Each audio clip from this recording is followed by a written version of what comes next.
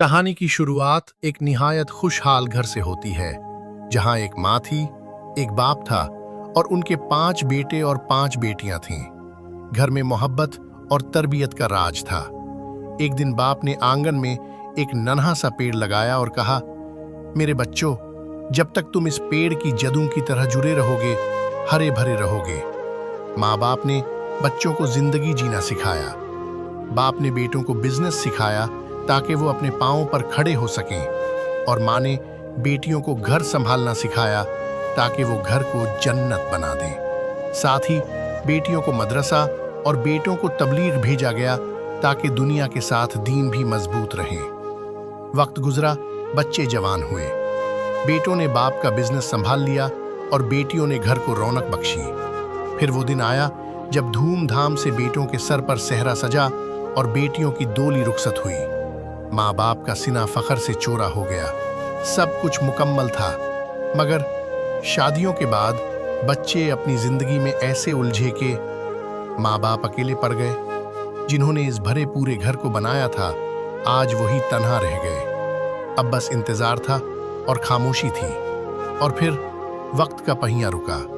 पहले बाप का सया उठा, फिर माँ भी चली गई। बच्चे जमा तो हुए, मगर देर हो चुकी थी। घर से जनाजे उठाए गए, नमाज जनाजा पढ़ाई गई और उन्हें दफनाया गया। वो औलाद जिसे उन्होंने उंगली पकड़कर चलना सिखाया था, आज उन्हें अंधेरी कब्र में बिल्कुल अकेला छोड़कर वापस आ गई। अभी कब्र की मट्टी सूखी भी नहीं थी कि दिलों से एहसास मर गया। घर वापस आते ही भाइयों ने प्रॉपर्टी के कागजात निकाले।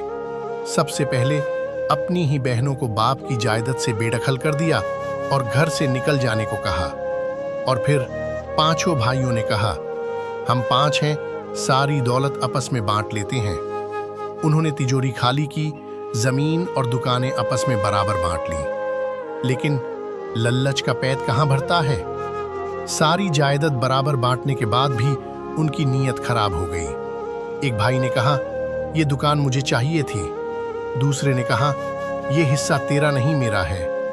बराबर हिस्सा मिलने के बावजूद वो एक दूसरे के खून के दुश्मन बन गए। तलवारें निकल आईं। भाई भाई का कातिल बनने पर उतारू हो गया। जमीन पर होती इस तबाही को आसमान से परे माँ बाप की रूहें देख रही थीं। उनकी आंखों से आंसू नहीं, लहू बह रहा था। वो तड़प रहे थे, या अल्लाह, क्या इसी दिन के लिए हमने इन्हें पाला था कि हमारी बेटियां दरबदर हो जाएं और बेटे एक दूसरे की जान ले लें। तभी हिदायत की एक किरण चमकी। अरे नदानो, तुम दौलत के लिए भाई का खून बहा रहे हो। जरा सहाबा की वो मिसाल याद करो। जंग के मैदान में सहाबा जख्मी थे, प्यास से होंठ सूखे हुए थे। पानी का प्याला आया, मगर उन्होंने खुद पानी नहीं पिया, बल्कि अपने जख्मी भाई की तरफ इशारा किया और पानी अपने भाई को पिला दिया। उन्होंने अपनी जान दे दी, मगर भाई की प्यास बुझाई। और याद करो मेरे नबी सल्लल्लाहु अलैहि वसल्लम का ऐलान, आज से तमाम अंसार सहाबा और मुहाजिरीन सहाबा भाई भाई हैं। मेरे भाइयों, ये जायदाद यहीं रह जाएगी। सहाबा के उस जज्बे को जिंदा करो, गले मिल जाओ